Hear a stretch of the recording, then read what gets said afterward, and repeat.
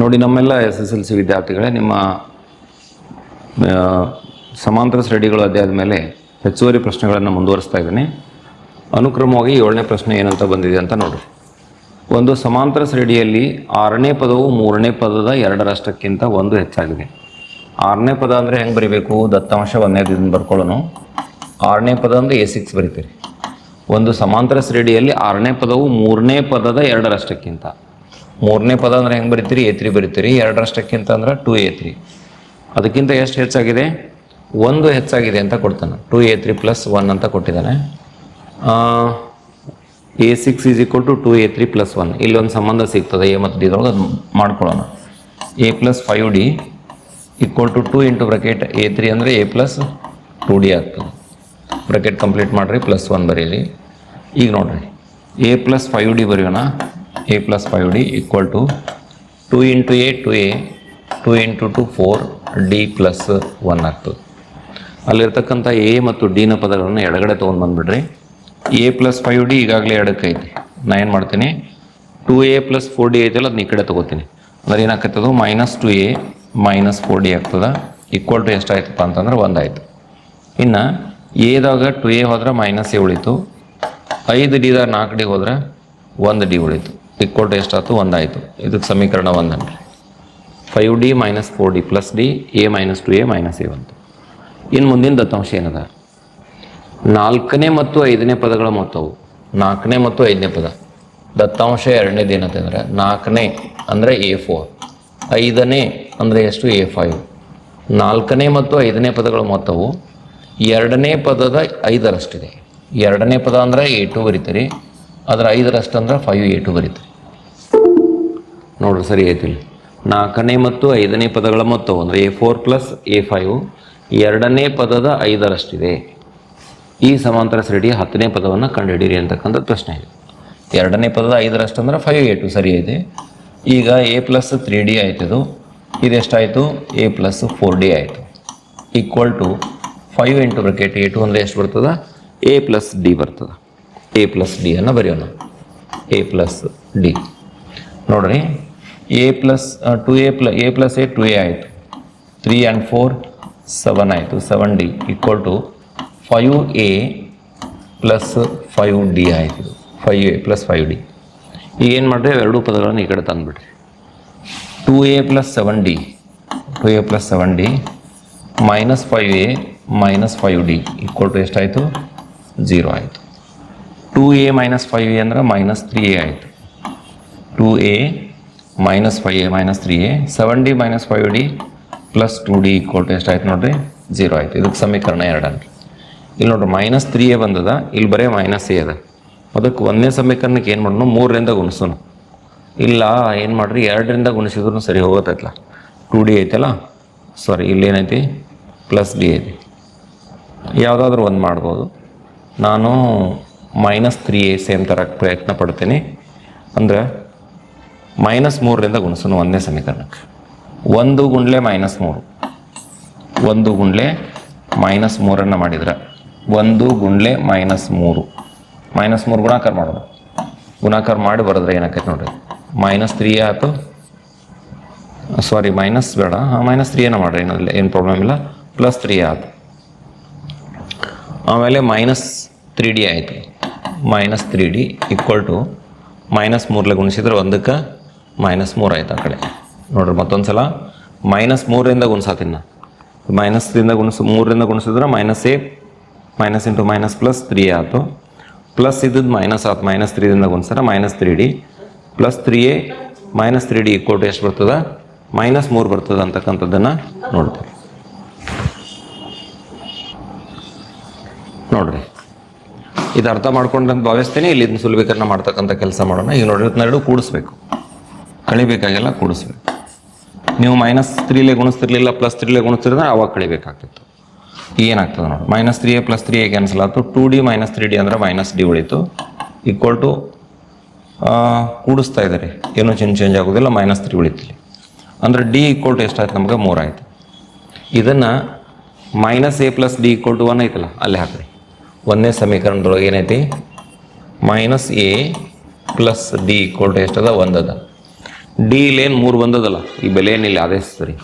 Minus a plus 3 equal to ಎಷ್ಟು ಬರ್ತದೆ? 1 ಬರ್ತದೆ. ಅಂದ್ರೆ 3 ಮೈನಸ್ 1 ಈಕ್ವಲ್ ಟು ಎ ಆ ಕಡೆ ತೊಗೊಳ್ಳೋಣ ಪ್ಲಸ್ ಎ ಆಯ್ತು. ಅಂದರೆ ಎದ ಬೆಲೆ ಎಷ್ಟು ಆತಪ್ಪ ಅಂದ್ರೆ ನಮಗೆ 2 ಆಯ್ತು. A equal to 2, d equal to 3. ಆದ್ದರಿಂದ ಎ ಈಕ್ವಲ್ ಟು 2 ಬಂತು, ಆಮೇಲೆ ಡಿ ಈಕ್ವಲ್ ಟು ಎಷ್ಟು ಬಂತು? 3 ಬಂತು. ನಿಮಗೆ ಪ್ರಶ್ನೆ ಕೇಳಿದ್ದಾರೆ, ನೀವು ಈ ರೀತಿ ದತ್ತಾಂಶಗಳಿದ್ರೆ 2 ದತ್ತಾಂಶಗಳನ್ನು ಕೊಟ್ಟಿದ್ದಾರೆ, ಸಮಾಂತರ ಶ್ರೇಣಿಯ 10ನೇ ಪದವನ್ನು ಕಂಡುಹಿಡಿಯಿರಿ ಅಂತ ಕೇಳಿದ್ದಾರೆ. ನೋಡ್ರಿ ಮತ್ತೊಂದು ಸಲ 10ನೇ ಪದ ಶ್ರೇಣಿಯ ಎಷ್ಟನೇ ಪದ ಕಂಡುಹಿಡಿಬೇಕಾಗಿದೆ? ಸಮಾಂತರ ಶ್ರೇಣಿಯ 10ನೇ ಪದವನ್ನು ನಾವು ಕಂಡುಹಿಡಿಬೇಕಾಗಿದೆ. 10ನೇ ಪದ ಕಂಡುಹಿಡಿಬೇಕು, ಅದಕ್ಕೆ ಸೂತ್ರ ಎ ಎನ್ ಸೂತ್ರ, A plus N minus 1 into D ಸೂತ್ರವನ್ನು ಹಚ್ಕೊಳ್ಳೋಣ. ಎ 10, ಎನ್ ಅಂದರೆ ಎಷ್ಟು? 10 ಇಲ್ಲಿ, ಎ ಪ್ಲಸ್ ಎ 2 ಅಲ್ಲ, 2 ಪ್ಲಸ್ 10 ಮೈನಸ್ 1 ಇಂಟು ಡಿದ ಬೆಲೆ ಎಷ್ಟಿದೆ? 3 ಇದೆ. ನೋಡ್ರಿ 2ಕ್ಕೆ 2 ಬರೀ ಹಂಗಿದ್ದಂಗೆ 10ರಾಗ 1 ಹೋದ್ರೆ 9, 9 ಗುಂಡ್ಲೆ 3 ಎಷ್ಟಾಯಿತು? 27 ಆಯ್ತು. 2 ಪ್ಲಸ್ 27, 9 3 27, 27 2 ಎಷ್ಟಾಯ್ತು ನೋಡ್ರಿ? 29 ಆಯ್ತು. ಅಂದರೆ ಎ 10 ಈಸ್ ಈಕ್ವಲ್ ಟು ಎಷ್ಟು? 29 ಅಂತಕ್ಕಂಥದ್ದನ್ನು ಗಮನಿಸ್ತೀವಿ.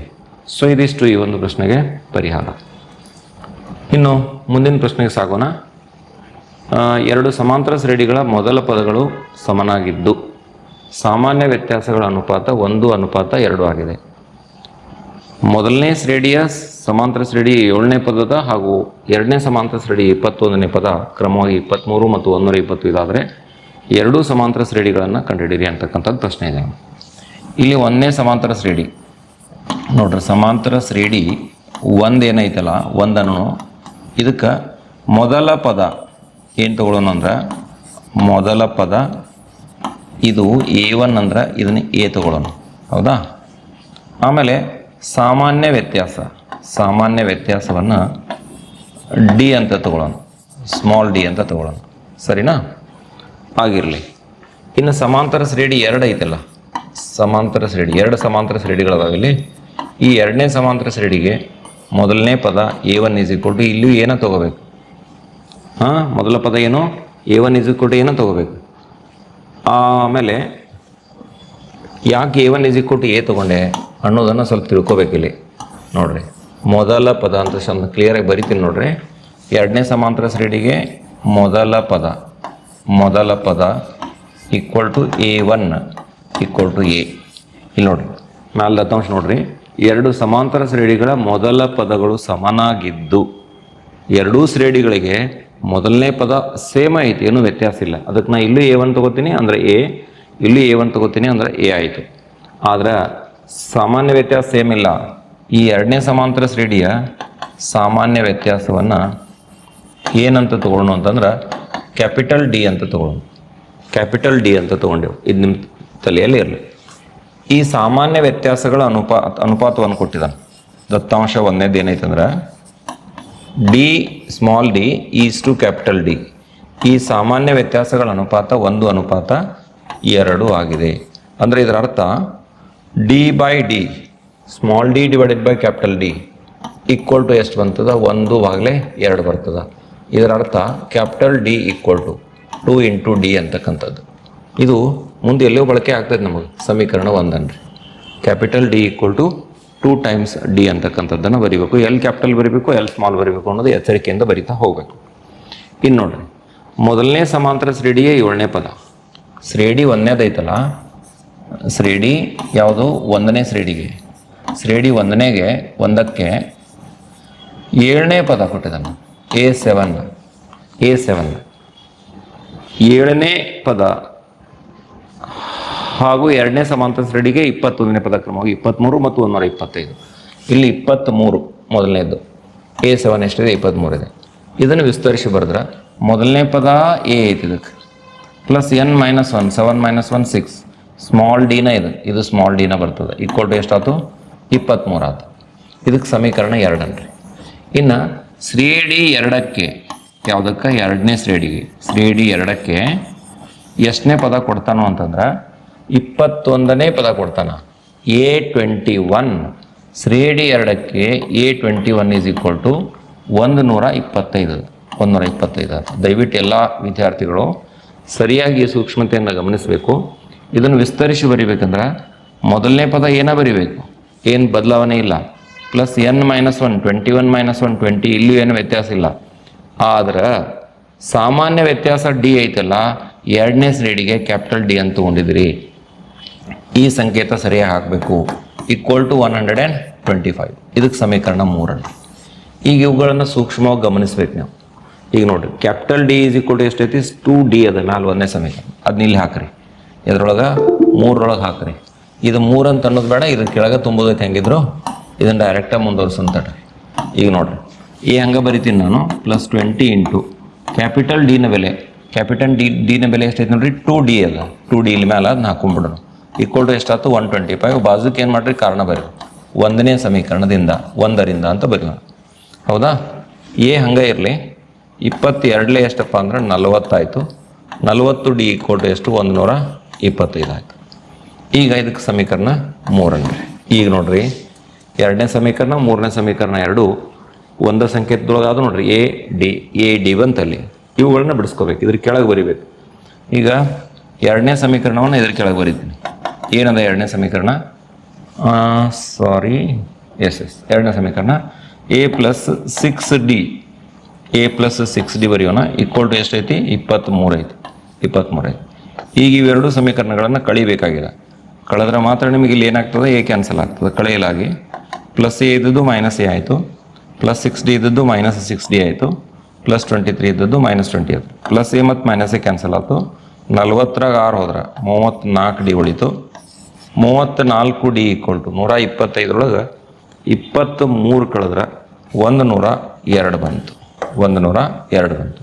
ನನಗೆ ಡಿ ಬೇಕಾಗೈತಿ. ಡಿ ಈಕ್ವಲ್ ಟು ಎಷ್ಟು ಬರಿತೀನಿ ನಾನು? 102 ಬಾಗಿಲೆ ಎಷ್ಟು?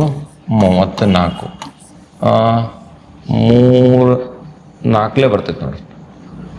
34 3ಲೇನೋ 4 3 34 ಒಂದಲೇ 34 3 ಎಷ್ಟಾಕೈತಿ? 102 ಆಕೈತಿ.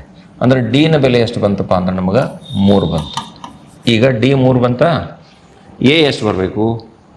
ಒಂದನೇ ಸಮೀಕರಣ ಎರಡನೇದರ ಯೂಸ್ ಮಾಡಿರಿ, ಮೂರನೇದರ ಯೂಸ್ ಮಾಡಿರಿ. ಎರಡನೇ ಸಮೀಕರಣದೊಳಗೆ ಏನೈತಿ?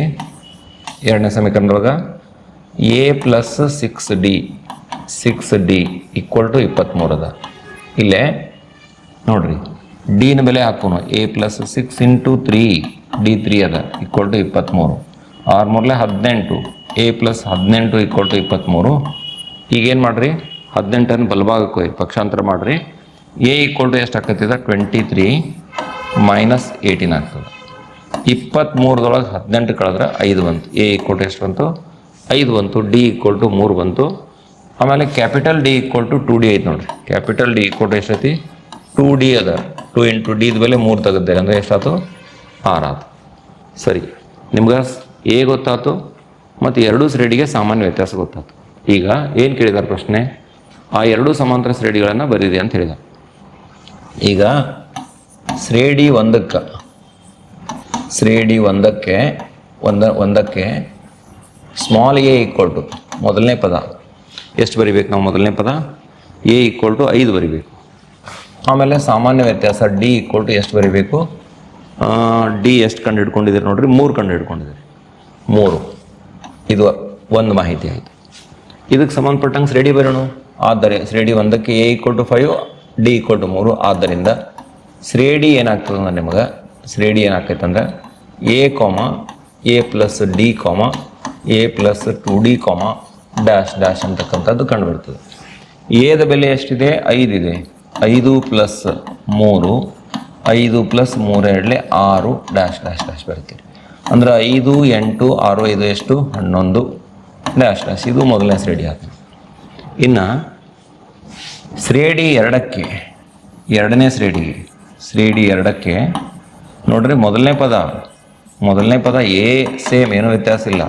ಆದ್ರೆ ಕ್ಯಾಪಿಟಲ್ ಡಿ ಅಂತ ಬಂದೈತೆ ನೋಟೇಷನ್ ಇಲ್ಲಿ. ಕ್ಯಾಪಿಟಲ್ ಡಿದ ಬೆಲೆ ಎಷ್ಟೈತೆ ನೋಡ್ರಿ? ಕ್ಯಾಪಿಟಲ್ ಡಿ ಕಂಡು ಹಿಡ್ಕೊಂಡಿದ್ದೀವಿ ನಾವು. ಕ್ಯಾಪಿಟಲ್ ಡಿಯನ್ನು ಕಂಡು ಹಿಡ್ಕೊಂಡಿದ್ದೀವಿ. ಎಷ್ಟು? 6 ಬಂದಿದೆ ನೋಡ್ರಿ. ಕ್ಯಾಪಿಟಲ್ ಡಿ ಕೊಟ್ಟು ಎಷ್ಟಿದೆ?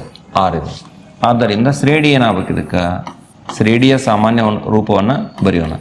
Small A plus D. ಇಲ್ಲಿ ಸ್ಮಾಲ್ ಡಿ ಬರೆಯಂಗಿಲ್ಲ, ಕ್ಯಾಪಿಟಲ್ ಡಿ ಬರೀಬೇಕು. ಯಾಕಂದರೆ ಸಾಮಾನ್ಯ ವ್ಯತ್ಯಾಸ ಕ್ಯಾಪಿಟಲ್ ಡಿ ತೊಗೊಂಡಿದೆ. A plus 2d 2 into small D ಬರೆಯಂಗಿಲ್ಲ, ಕ್ಯಾಪಿಟಲ್ ಡಿ ಬರಿಬೇಕು. ಇನ್ನು ಇದ್ರಾಗ ನಮ್ಗೆ ಗೊತ್ತಿರತಕ್ಕಂಥ ಬೆಲೆಗಳನ್ನು ಹಾಕ್ರಿ, ಶ್ರೇಣಿ ಸಿಕ್ಬಿಡ್ತದೆ. ಎ ಅಂದರೆ 5 ಪ್ಲಸ್ ಡಿ ಅಂದರೆ ಎಷ್ಟು? 6 5 ಪ್ಲಸ್ 12 6 12 ಡ್ಯಾಶ್ ಡ್ಯಾಶ್ ಅಂದ್ರೆ 5 11 12 ಮತ್ತು 5 ಕೂಡಿಸಿದ್ರೆ 17 ಆಯಿತು. 17 ಡ್ಯಾಶ್ ಡ್ಯಾಶ್. ಇವು ನಮಗೆ ಬೇಕಾಗಿರ್ತಕ್ಕಂಥ ಎರಡು ಶ್ರೇಣಿಗಳು. ಸ್ವಲ್ಪ ವಿಭಿನ್ನ ಇದೆ, ಸ್ವಲ್ಪ ಯಾಕೆ ಭಾಳಷ್ಟು ಡಿಫ್ರೆಂಟ್ ಐತಿ. ಇದು ಸೇಮ್ ಎಕ್ಸಾಕ್ಟ್ ಪ್ರಾಬ್ಲಮ್ ಬಂದೇ ಇಲ್ಲ. ಇಲ್ಲಿ ಲಿಂಕ್ಸು ಕೂಡ ಸ್ವಲ್ಪ ವಿಭಿನ್ನ ಆಗಿದ್ದಾವೆ, ದತ್ತಾಂಶಗಳು ಡಿಫ್ರೆಂಟ್ ಆಗಿದ್ದಾವೆ. ಸೊ ಈ ರೀತಿ ಏನೇ ಕೊಡಲಿ ಅವರು, ಏನೇ ಬದಲಾಯಿಸ್ಕೊಡ್ಲಿ, ಅದನ್ನು ಗ್ರಹಿಸಿ ಒಂದು ತಾರ್ಕಿಕ ಅಂತ್ಯಕ್ಕೆ ತರ್ತಕ್ಕಂಥ ಸಾಮರ್ಥ್ಯವನ್ನು ನೀವೆಲ್ಲ ಬೆಳೆಸ್ಕೋಬೇಕಾಗ್ತದೆ. ಇರಲಿ, ಮುಂದಿನ ಪ್ರಶ್ನೆಗೆ ಸಾಗೋಣ ನೋಡ್ರಿ. ಒಂದು ಸಮಾಂತರ ಶ್ರೇಣಿಯ 4ನೇ ಪದ 8ನೇ ಪದಗಳ ಮೊತ್ತ ಕೊಟ್ಟಿದೆ. ಮೊತ್ತ ಐತಿ, ಪದಗಳಲ್ಲ. 4ನೇ ಪದ ಮತ್ತು 8ನೇ ಪದಗಳ ಮೊತ್ತ. 4ನೇ ಪದ ಅಂದರೆ ಏನು? A4 ಅಂತ ಬರಿತೀವಿ. ಆಮೇಲೆ 8ನೇ ಪದ ಅಂದರೆ ಹೆಂಗೆ ಬರಿತೀವಿ? A8 ಬರಿತೀವಿ. ಇದರ ಮೊತ್ತ ಎಷ್ಟಿದೆ ಅಂದರೆ 24 ಇದೆ. ಸರಿನಾ? ಸರಳ ಪ್ರಶ್ನೆ, ನೇರ ಪ್ರಶ್ನೆ ಇದೆ. ಇದನ್ನು A+3D ಅಂತ ಬರೆಯೋಣ. A8 A+7D ಅಂತ ಬರೆಯೋಣ. ಈಕ್ವಲ್ ಟು ಎಷ್ಟಾಗ್ತದೆ? ನಮಗೆ 24 ಆಗ್ತದೆ. ಈಗ ಎಗಳನ್ನು ಎರಡೂ ಕೂಡಿಸ್ಕೊಂಡ್ಬಿಟ್ರೆ 2A ಆಯಿತು. 7D ಮತ್ತು 3D ಕೂಡಿಸಿದ್ರೆ ಎಷ್ಟಾಯಿತು? 10D ಆಯಿತು. ಈಕ್ವಲ್ ಟು ಎಷ್ಟಾಗ್ತದೆ? 44 ಆಗುತ್ತೆ. ಇಲ್ಲಿ ಪ್ರತಿಯೊಂದು ಪದವನ್ನು 2ರಿಂದ ಭಾಗಿಸ್ಲಿಕ್ಕೆ ಸಾಧ್ಯ ಇದೆ. ಭಾಗಾಕಾರ ಮಾಡಿಬಿಡ್ರಿ. 2ರಿಂದ ಭಾಗಿಸಿದ್ರೆ ಇದು A ಬಂತು, 2 5 10, ಆಮೇಲೆ D ಬಂತಿಲ್ಲಿ 2 2 2 2. ಇದಕ್ಕೆ ಸಮೀಕರಣ 1 ಅಂತ. ಇಲ್ಲಿ ನಾವು 1ನೇ ದತ್ತಾಂಶವನ್ನು ಬಳಸ್ಕೊಂಡೆ. ಇನ್ನು 2ನೇ ದತ್ತಾಂಶ ಏನಿದೆ ನೋಡಿ, 6ನೇ ಮತ್ತು 10ನೇ ಪದಗಳ ಮೊತ್ತವು. 6ನೇ ಪದ ದತ್ತಾಂಶ 2, ದತ್ತಾಂಶ 2 ಏನಿದೆ ಅಂತ ಹೇಳಮ್ಮ. ಹಾಂ, ಸಾರಿ, ನಾನು ಬೈ ಮಿಸ್ಟೇಕ್ ಬರೆದೆ. ಕರೆಕ್ಟ್ ಐತೆ ನೀ ಹೇಳೋದು. 24 ಅಲ್ಲ, ಅದ 24 ಇಟ್ಕೋಬೇಕು. ಗುಡ್. ಇಂಥವು ಸ್ವಲ್ಪ ಡಿಜಿಟಲ್ ಅಂದರೆ ಓರಲ್ಲಿ ಬರೆಯುವಾಗ ಎರರಾಗಿರ್ತಾವಲ್ಲ, ಇಂಥವು ಗಮನಿಸಿ ಹೇಳಿದ್ರೆ ಭಾಳ ಒಳ್ಳೆಯದು. ಇಲ್ಲ ನನ್ನ ಮುಂದಿನ ಲೆಕ್ಕಾಚಾರ ತಪ್ಪ ಬಿಡ್ತೈತೆ ಇಲ್ಲಿ. ಸರಿ, 24ಕ್ಕೆ 2 ಭಾಗಿಸ್ಕೊಳ್ಳೋನು. 24ಕ್ಕೆ 2 ಭಾಗಿಸಿದ್ರೆ 12 ಆಯ್ತದ. 12 ಆಯ್ತು. ಇದು ಸಮೀಕರಣ 1. ಮತ್ತೊಂದು ಸಲ ನೋಡಿಬಿಡ್ರಿ. ಇದು A+3D A+7D ಕರೆಕ್ಟ್ ಐತೆ. ಅಲ್ಲಿ ಏನು ವ್ಯತ್ಯಾಸ ತಪ್ಪಿಲ್ಲ. 4ನೇ 8ನೇ ಪದಗಳ ಮೊತ್ತ 24 ಆಯ್ತು. ಕರೆಕ್ಟ್, 24 ಇಟ್ಕೋಬೇಕು. ಆಮೇಲೆ 2 ಭಾಗಿಸ್ಕೋತೀನಿ. A+5D = 12 ಬಂತು. ಈಗ ಬರ್ತೈತೆ ನೋಡ್ರಿ 44. 6ನೇ ದತ್ತಾಂಶ 2ನೇದು ಏನಂದ್ರೆ 6ನೇ ಪದ A6 ಮತ್ತು 10ನೇ ಪದ ಅಂದರೆ A10. ಇದರ ಮೊತ್ತ ಎಷ್ಟಪ್ಪ ಅಂತಂದ್ರೆ 44 ಆಗಿದೆ. 44 ಆಗಿದೆ. A6 ಅಂದರೆ ಹೆಂಗೆ ಬರಿತೀರಿ? A+5D ಬರಿತೀರಿ. A6 ಅಂದರೆ A+5D. ಆಮೇಲೆ A10 ಅಂದರೆ A+9D. A+9D. ಇವೆರಡರ ಮೊತ್ತ 44 ಅಂತಕ್ಕಂಥದ್ದನ್ನು ಕೊಟ್ಟಿದ್ದಾರೆ, ಈಗಾಗಲೇ ಕೊಟ್ಟಿದ್ದಾರೆ. ಆದರೆ ಶ್ರೇಣಿಯ ಮೊದಲ 3 ಪದಗಳನ್ನು ಕಂಡುಹಿಡಿಯಿರಿ ಅಂತಕ್ಕಂಥದ್ದು ಪ್ರಶ್ನೆ ಇದೆ. 3 ಪದ ಕಂಡುಹಿಡಿಯಕ್ಕೆ ಬರ್ತೈತೆ ನಮಗೆ. A ಮತ್ತು D ತೆಗೆದ್ರೆ ಮುಗಿದೋದು ಕೆಲಸ. ಇಲ್ಲಿ A ಮತ್ತು A ಕೂಡಿಸ್ಕೊಳ್ಳೋಣ. A ಮತ್ತು A ಕೂಡಿಸಿದ್ರೆ 2A ಆಯಿತು. 9 ಮತ್ತು 5 ಕೂಡಿಸಿದ್ರೆ 14 ಆಯಿತು. 14D = 44. ನೋಡಿರಿ, ಇಲ್ಲೂ ಕೂಡ 2ರಿಂದ ಭಾಗಿಸಲ್ಪಡ್ತದೆ. ಇದು 2ರಿಂದ ಭಾಗಿಸಿದ್ರೆ A+7D = 2 2 2. ಇದಕ್ಕೆ ಸಮೀಕರಣ 2 ಅನ್ರಿ. ಇದ್ರ ಕೆಳಗಡೆ ಏನು ಮಾಡೋಣ? 1ನೇ ಸಮೀಕರಣ ಬರ್ಕೊಳ್ಳೋಣ. 1ನೇ ಸಮೀಕರಣ ಏನು ಬಂದಿದೆ? A+5D = 12 ಅಂತ ಬಂದಿದೆಯಲ್ಲ ಹಿಂದಕ್ಕೆ, ಅದನ್ನ ಇಟ್ಕೊಂಡ್ಬಿಡ್ರಿ. A+5D = ಎಷ್ಟು? 12. 12 ಬರೆಯೋಣ. ಈಗ ನೋಡ್ರಿ, ಇವೆರಡೂ ಸಮೀಕರಣಗಳನ್ನು ಕಳಿಬೇಕು. ಕಳೆಯಲಾಗಿ ಇದು ಚಿಹ್ನೆ ಚೇಂಜ್ ಆಯಿತು, ಇದು ಚಿಹ್ನೆ ಚೇಂಜ್ ಆಯಿತು, ಇದು ಕೂಡ ಚಿಹ್ನೆ ಚೇಂಜ್ ಆಯಿತು. A ಕ್ಯಾನ್ಸಲ್ ಆಯಿತು. 7ರಾಗ 5 ಹೋದ್ರೆ 2D. 22ರಾಗ 12 ಕಳೆದ. 2ರಾಗ 2 ಹೋದ್ರೆ 0, 2ರಾಗ 1 ಹೋದ್ರೆ 1. ಅಂದರೆ D = ಎಷ್ಟಾಯ್ತು? 10/2 ಆಯ್ತು. 2 1 2 5. ಅಂದರೆ Dನ ಬೆಲೆ ಎಷ್ಟಪ್ಪ ಅಂತಂದ್ರೆ 5 ಅಂತಕ್ಕಂಥದ್ದನ್ನು ಗಮನಿಸ್ತೀವಿ. ಇಲ್ಲಿ ನಾನು 1ನೇ ಸಮೀಕರಣ ತಗೊಳ್ತೀನಿ. 1ನೇ ಸಮೀಕರಣ ಏನು ಹೇಳ್ತದೆ ಅಂದ್ರೆ ನಮಗೆ A+5D = ಎಷ್ಟಿದೆ? 12 ಇದೆ. ಇಲ್ಲೇ ಈ ಸಮೀಕರಣದಲ್ಲಿ ನಾನು Dನ ಬೆಲೆಯನ್ನು ಆದೇಶಿಸ್ತಾ ಇದ್ದೀನಿ. ಈಗ ತಾನೇ ಗೊತ್ತು ಮಾಡ್ಕೊಂಡಿದ್ದೀರಿ. D = 5 ಬಂದಿದೆ. D 5 ಹಾಕೋಣ. ಇಲ್ಲಿ = ಎಷ್ಟಾಯ್ತು? 12 ಆಯ್ತು. ಅಂದ್ರೆ A+25 5 5 25 ಆಕತಿ. = ಎಷ್ಟು? 12.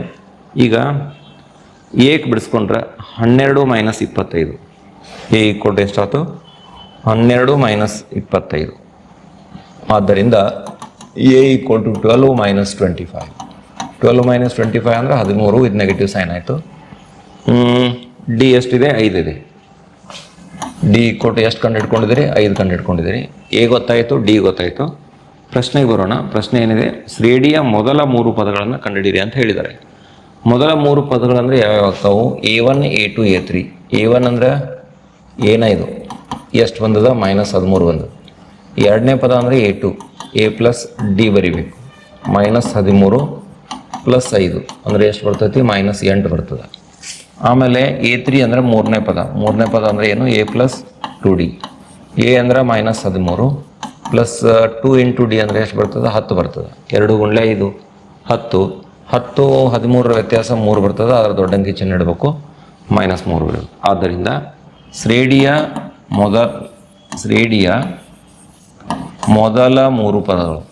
ಆದ್ದರಿಂದ ಶ್ರೇಣಿಯ ಮೊದಲ 3 ಪದಗಳು ಏನೇನಾಗ್ತವೆ? ಮೊದಲ 3 ಪದಗಳಂದರೆ -13 -8 ಮತ್ತು -3 ಅಂತಕ್ಕಂಥದ್ದನ್ನು ನಾವು ನೋಡ್ತೀವಿ. ಇದಿಷ್ಟು ಈ ಒಂದು ಪ್ರಶ್ನೆಗೆ ಪರಿಹಾರ. ಪ್ರಶ್ನೆ ಏನಂತ ಇದೆ ನೋಡ್ರಿ. ಒಂದು ರೇಖಾಖಂಡವನ್ನು ಸಮಾಂತರ ಶ್ರೇಣಿಯಲ್ಲಿ ಇರುವಂಗ 4 ಭಾಗಗಳಾಗಿ ವಿಂಗಡಿಸಿದ. ಈಗ ನಾನೊಂದು ಇಲ್ಲಿ ರೇಖಾಖಂಡ ಗುರುತಿಸ್ಕೋತೀನಿ. ಇದನ್ನು AB ಅಂತ ಹೆಸರು ಕೊಡ್ತೀನಿ. ಇದಕ್ಕೆ AB ಅಂತ ಹೆಸರು ಕೊಡೋಣ. ಆಮೇಲೆ ಇದರೊಳಗೆ 4 ಸಮ ಭಾಗ ಆಗುವಂಗ CDE ಅಂತ ಮಾರ್ಕ್ ಮಾಡ್ತೀನಿ. ಇದು C ಆಗಿರಲಿ, ಆಮೇಲೆ ಇದು D ಆಗಿರಲಿ, ಆಮೇಲೆ ಇದು E ಆಗಿರಲಿ. ಸರಿನಾ? ಈಗ ಒಂದು ರೇಖಾಖಂಡವನ್ನು ಸಮಾಂತರ ಶ್ರೇಣಿಯಲ್ಲಿ ಇರುವಂಗೆ ಏನು ಮಾಡಿದ್ದಾರೆ ಅಂದರೆ 4 ಭಾಗ ಮಾಡಿದ್ದಾರೆ. ನಿಮ್ಮ ಗಮನದಲ್ಲಿ ಇರಲಿ. ಸರಿನಾ? ಈ ರೀತಿ ಸಮಾಂತರ ಶ್ರೇಣಿಯಲ್ಲಿರ್ತಕ್ಕಂತಹ 4 ಪದಗಳನ್ನು ನಾವು ಹೆಂಗೆ ತೊಗೋಬೇಕಂದ್ರೆ A-3D A-D. A-3D ಮೊದಲನೇ ಭಾಗ A-3D, ಆಮೇಲೆ A-D, next A plus D, ಆಮೇಲೆ ಮುಂದಿಂದ ಏನಂದರೆ A ಪ್ಲಸ್ 3D. ಈ ರೀತಿ ತೊಗೋಬೇಕು. ಇದನ್ನು ಸ್ವಲ್ಪ ನೆನಪಿನಾಗ ಇಟ್ಕೋಬೇಕು ನಾವು. ಸಮಾಂತರ ಶ್ರೇಣಿಯಲ್ಲಿರುವಂಗ 4 ಪದಗಳನ್ನು ಕೊಟ್ಟಿದ್ರು ಅಂತಂದ್ರೆ, ಸಮಾಂತರ ಶ್ರೇಣಿಯಲ್ಲಿರುವಂಗ 4 ಪದಗಳನ್ನು ಕೊಟ್ಟಾಗ A-3D A-D A plus D A plus 3D ಅಂತಕ್ಕಂಥ ರೂಪದಲ್ಲಿ ನೀವು ತಗೋಬೇಕಾಗ್ತದೆ. ಹೀಗಾಗಿ ರೇಖಾಖಂಡದ 4 ಭಾಗಗಳು ಏನಾಗ್ತಾವೆ ನೋಡ್ರಿ. ಆದ್ದರಿಂದ ರೇಖಾಖಂಡದ 4 ಭಾಗಗಳು ಏನಾಗ್ತವೆ ಅಂತಂದರೆ, ಒಂದನೇ ಭಾಗ A-3D, ಎರಡನೇ ಭಾಗ A-D, ಮೂರನೇ ಭಾಗ A ಪ್ಲಸ್ ಡಿ, ನಾಲ್ಕನೇ ಭಾಗ A ಪ್ಲಸ್ 3D ಆಗಿರಲಿ. ಈ ರೀತಿಯಾಗಿ ನಾವು ಪರಿಗಣಿಸ್ಕೋಬೇಕು. ರೇಖಾಖಂಡದ 4 ಭಾಗಗಳನ್ನು ನಾನು ಈ ರೀತಿಯಾಗಿ ಪರಿಗಣಿಸಿದ್ದೀನಿ. ಇನ್ನು ದತ್ತಾಂಶಗಳನ್ನು ನೋಡ್ರಿ. ಏನಿದೆ ದತ್ತಾಂಶ ಅಂತ ಸರಿಯಾಗಿ ಲಕ್ಷ ಕೊಡ್ರಿ. ಇವುಗಳಲ್ಲಿ 3ನೇ ಮತ್ತು 4ನೇ ಭಾಗದ ಉದ್ದಗಳ ಮೊತ್ತವು. 3ನೇ ಭಾಗ ಅಂದ್ರೆ ನೋಡ್ರಿ, ಇದು 1ನೇ ಭಾಗ, ಇದು 2ನೇ ಭಾಗ, ಇದು 3ನೇ ಭಾಗ ಮತ್ತು ಇದು 4ನೇ ಭಾಗ. 3ನೇ 4ನೇ ಭಾಗದ ಉದ್ದಗಳ ಮೊತ್ತವು 3ನೇ ಭಾಗ ಮತ್ತು 4ನೇ ಭಾಗ ಕೂಡಿಸಿದ್ರೆ ಮೊದಲೆರಡು ಭಾಗಗಳ ಉದ್ದಗಳ ಮೊತ್ತದ 3ರಷ್ಟಿದೆ. ಈಗ 3ನೇ ಭಾಗ ಪ್ಲಸ್ 4ನೇ ಭಾಗ ಇವೆರಡು ಕೂಡಿಸಿಬಿಟ್ರೆ ಇದು ಎದಕ್ಕೆ ಸಮ ಆಯ್ತು ನೋಡ್ರಿ. 3ನೇ ಮತ್ತು 4ನೇ ಭಾಗದ ಉದ್ದಗಳ ಮೊತ್ತವು ಮೊದಲೆರಡು ಭಾಗಗಳ ಉದ್ದದ ಮೊತ್ತದ 3ರಷ್ಟಿದೆ. 3 ಇಂಟು ಬ್ರಾಕೆಟ್ 1ನೇ ಭಾಗದ ಉದ್ದದ ಎಲ್ಲ ಬರೆಯಂಗಿಲ್ಲ, ಇಲ್ಲಿ ಶಾರ್ಟ್ಲಿ ಬರಿತೀನಿ ನೋಡ್ರಿ. 2ನೇ ಭಾಗದ ಉದ್ದ ಮೊದಲೆರಡು ಭಾಗದ ಉದ್ದದ 3ರಷ್ಟಕ್ಕೆ ಸಮನಾಗಿದೆ. ಇವುಗಳಲ್ಲಿ 3ನೇ ಮತ್ತು 4ನೇ ಭಾಗದ ಉದ್ದಗಳ ಮೊತ್ತವು ಅಂದರೆ A3 ಪ್ಲಸ್ A4 ಅನ್ನಂಗದ. ಮೊದಲೆರಡು ಭಾಗಗಳ ಉದ್ದದ ಮೊತ್ತದ 3ರಷ್ಟಿದೆ. ಸರಿ, ಈಗ 3ನೇ ಭಾಗ ಏನಾಯ್ತು ನಮಗೆ? A ಪ್ಲಸ್ ಡಿ ಐತಿ. A ಪ್ಲಸ್ ಡಿ ಬರ್ಕೊಳ್ಳೋಣ. 4ನೇ ಭಾಗ ಏನೈತಿ? A ಪ್ಲಸ್ 3D ಅದ. A ಪ್ಲಸ್ 3D ಅದ ಈಕ್ವಲ್ ಟು 3 ಇಂಟು ಬ್ರಾಕೆಟ್. 1ನೇ ಭಾಗ ಏನದ? A ಮೈನಸ್ 3D ಅದ. ಆಮೇಲೆ 2ನೇ ಭಾಗ ಏನದ? A ಮೈನಸ್ ಡಿ ಅದ. ನೋಡ್ರಿ ಮತ್ತೊಂದು ಸಲ A minus 3D A minus D ಇವತ್ತನ್ನು ಕೂಡಿಸ್ಕೋಬೇಕು. ಇಲ್ಲೇ ಸುಲಭೀಕರಣ ಮಾಡೋಣ. A ಮತ್ತು ಡಿ ದೊಳಗೆ ಒಂದು ಸಂಬಂಧ ಬರ್ತದೆ. A plus D A plus 3D. ಆಮೇಲೆ ಈಗ 3 ಇಂಟು ಬ್ರಾಕೆಟ್ ಈಗ A ಪ್ಲಸ್ A 2A ಆಯಿತು. ಇದು -4D ಆಯಿತು. -3D -D ಕೂಡಿಸಿಬಿಟ್ರೆ ಎಷ್ಟಾಯ್ತು -4D ಆಯಿತು. ಈಗ A+D ಹಾಗೆ ಇರಲಿ, A+D ಹಾಗೆ ಇಡ್ತಾರೆ. ಯಾಕಿದ್ನ ಕೂಡಿಸ್ಬಿಟ್ಟಲ್ಲ ಈಗಳನ್ನು. ಈಗ A ಮತ್ತು A ಕೂಡಿಸಿದ್ರೆ 2A ಆಯಿತು. 3D + D ಅಂದರೆ ಎಷ್ಟಾಯ್ತು 4D ಆಯಿತು. ಈಕ್ವಲ್ ಟು 3 6A ಆಮೇಲೆ 12D ಆಯಿತು. 6A -12D. 6A -12D ದೊಳಗನ ಏನು ಮಾಡಿರಿ, ಈ ಕಡೆ ಎಡಕ್ಕದವಲ್ಲ ಇವೆರಡು ಪದಗಳನ್ನ ಆ ಕಡೆ ಪಕ್ಷಾಂತರ ಮಾಡಿಬಿಡ್ರಿ. -2A -4D is equal to ಎಷ್ಟಾಕತಿ 0 ಆಕತಿ. 6Aದಾಗ 2A ಹೋದ್ರೆ 4A ಬಂತು. -12D -4D ಅಂದರೆ ಎಷ್ಟು -16D ಬಂತು. ಈಕ್ವಲ್ ಟು ಎಷ್ಟಾಯ್ತು ನೋಡ್ರಿ 0 ಆಯ್ತು. ಅಂದ್ರೆ 4 ಭಾಗ ಹೋಗ್ಕತಿ ಭಾಗಸ್ರಿ, /4 ಮಾಡಿದ್ರೆ A -4D 4 16 ಈಕ್ವಲ್ ಟು ಎಷ್ಟಾಯ್ತು 0 ಆಯಿತು. ಇದಕ್ಕೆ ಸಮೀಕರಣ 1 ಅನ್ರಿ. ಈಗ ಒಂದು ಸಂಬಂಧ A ಮತ್ತು D ದೊಳಗೆ ಸಿಕ್ತು ನಮಗೆ. ಇನ್ನೊಂದು ಮಾಹಿತಿಯನ್ನು ಕೊಟ್ಟಿದ್ದಾರೆ ನೋಡ್ರಿ. ಏನು ಕೊಟ್ಟಿದ್ದಾರೆ ಅಂತಂದ್ರೆ 4ನೇ ಭಾಗದ ಉದ್ದವು 14 ಸೆಂಟಿಮೀಟರ್ ಆಗಿದೆ. 4ನೇ ಭಾಗದ ಉದ್ದ 4ನೇ ಭಾಗದ ಉದ್ದ ಕೊಟ್ಟಿದ್ದಾರೆ. ಎಷ್ಟು 14 ಸೆಂಟಿಮೀಟರ್ ಇದೆ. ಈಗ ನಿಮಗೆ ಡೈಗ್ರಾಮ್ ನೋಡ್ರಿ. 4ನೇ ಭಾಗ ಅಂದರೆ ಯಾವುದು A+3D. A+3D ಈಕ್ವಲ್ ಟು ಎಷ್ಟು ಕೊಟ್ಟಿದ್ದಾರೆ 14 ಕೊಟ್ಟಿದ್ದಾರೆ. ಈಗ ಇದಕ್ಕೆ ಸಮೀಕರಣ 2 ಅನ್ರಿ. ಇದ್ರ ಕೆಳಗೆ 1ನೇ ಸಮೀಕರಣ ಬರ್ರಿ. 1ನೇ ಸಮೀಕರಣ ಏನೈತಿ A -4D = 0 ಅದ. A -4D = ಎಷ್ಟದ 0 ಅದ. ಈಗ ಈ ಎರಡು ಸಮೀಕರಣಗಳನ್ನು A ಮತ್ತು D ನಲ್ಲಿ ಇರ್ತಕ್ಕಂತಹ ಎರಡು ಚರಾಕ್ಷರವುಳ್ಳ ರೇಖಾತ್ಮಕ ಸಮೀಕರಣಗಳನ್ನ ಬಿಡಿಸ್ಕೊಳ್ಳೋಣ. ಈಗ ಇವೆರಡು ಕಳಿಬೇಕು ನಾವು. ಕಳೆಯಲಾಗಿ ಏನಾಗ್ತದೆ, ಇದು ಮೈನಸ್ ಆಯ್ತು, ಇದು ಪ್ಲಸ್ ಆಯ್ತು, ಇದು ಮೈನಸ್ ಆಯ್ತು.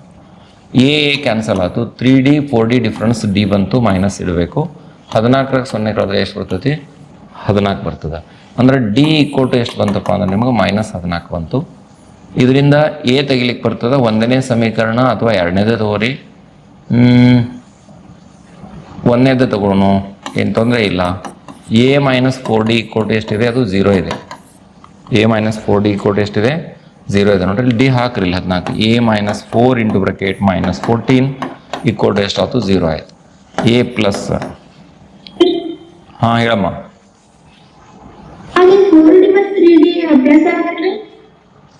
ಹಾಂ ಕರೆಕ್ಟ್.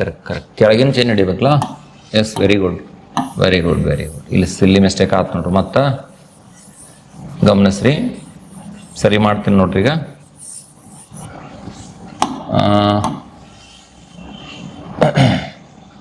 +A ಮತ್ತು -A ಕ್ಯಾನ್ಸಲ್ ಆಯಿತು. 3D ಮತ್ತು 4D ಕೂಡಿಸಿದ್ರೆ ಎಷ್ಟಾಯಿತು 7D ಆಯಿತು. 7D = 14 ಆಯಿತು. ಅಂದರೆ D = ಎಷ್ಟಾಯಿತು 14 / 7. 7 1 7 2 D ದ ಬೆಲೆ 2 ಬಂತು. ಈಗ ನಾವು ಏನು ಮಾಡೋಣ, 1ನೇ ಸಮೀಕರಣ ತಗೋಣ. 1ನೇ ಸಮೀಕರಣ A -4D = 0 ಆಯಿತು. A -4D = 0 ಆಯಿತಾ. A ನ ಬೆಲೆ ಗೊತ್ತಿಲ್ಲ.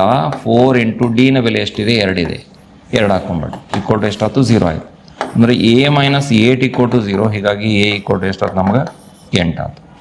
A ಸಿಕ್ಕಾಯಿತು, D ಸಿಕ್ಕಾಯಿತು. ನಿಮಗೆ ಏನು ಪ್ರಶ್ನೆ ಕೇಳಿದಾರೆ ಅಂತಂದ್ರೆ, ಈ ರೇಖಾಖಂಡದ ಉದ್ದವನ್ನು ಕಂಡುಹಿಡಿಯಿರಿ. ರೇಖಾಖಂಡದ ಉದ್ದ ಅಂದ್ರೆ ಏನು ಮಾಡ್ಬೇಕಿಲ್ಲಿ, ರೇಖಾಖಂಡದ ಉದ್ದ = AB ಐತಿ. ಆ AB ದೊಳಗೆ ಎಷ್ಟು ಭಾಗ ಅದಾವೆ ನೋಡ್ರಿ, 4 ಭಾಗ ಅದಾವೆ. AC CD DE EB, AC CD DE EB, D + EB ಅಂತದಾವೆ. ಮತ್ತು ಇವತ್ತನ್ನ ಶ್ರೇಣಿ ರೂಪದಾಗ ಬರ್ಕೊಂಡಿದೆ. A - 3D A - D, A - 3D +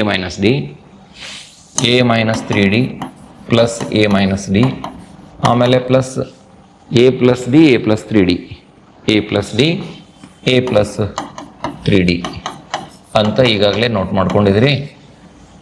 ಈಗ ಇವನ್ನೆಲ್ಲ ಕೂಡಿಸ್ಕೊಂಡ್ಬಿಡೋಣ, ಅದ್ರ ಉದ್ದ ಸಿಕ್ಕಾಬಿಡ್ತದೆ. ಎಗಳು ಎಷ್ಟು ಅದ ನೋಡ್ರಿ, 4 ಅದಾವಲ್ಲ, 4A ಬರ್ರಿ. ಡಿಗಳು ಕೂಡಿಸ್ಕೊಂಬಿಡ್ರಿ. -3D - D, -3D + 3D cancel ಆಯ್ತು, ನೇರವಾಗಿ ಹೊಡೆದಾಕ್ರಿ. -D + D ಕ್ಯಾನ್ಸಲ್ ಆಯ್ತು. 4A ಉಳಿತು. ಎದ ಬೆಲೆ ಬಂದೈತೆ ನೋಡ್ರಿ, ಎಷ್ಟೊಂದು ಬಂದದ 8 ಬಂದದ. 4 8 ಎಷ್ಟು 32. ಅಂದ್ರೆ 32 ಅದು ಸೆಂಟಿಮೀಟರ್ದಾಗದ. 4ನೇ ಭಾಗ 14 ಸೆಂಟಿಮೀಟರ್ ಐತೆ ಅಂದ್ರೆ ನಿಮಗೆ ಎಲ್ಲ ಸೇರಿಸಿದ್ರೆ 32 ಐತಿಲ್ಲ, ಇದನ್ನೂ ಕೂಡ ಸೆಂಟಿಮೀಟರ್ದಾಗ ಬರಿಬೇಕು. ಆದ್ದರಿಂದ AB ರೇಖಾಖಂಡದ ಉದ್ದ ಎಷ್ಟು ಅಂತಕ್ಕಂಥದ್ದು 32 ಸೆಂಟಿಮೀಟರ್ ಆಗ್ತದೆ ಅಂತಕ್ಕಂಥದ್ದನ್ನು ನೋಡ್ತೀವಿ. ಸೊ ಇದಿಷ್ಟು ಈ ಒಂದು ಪ್ರಶ್ನೆಗೆ ಪರಿಹಾರ.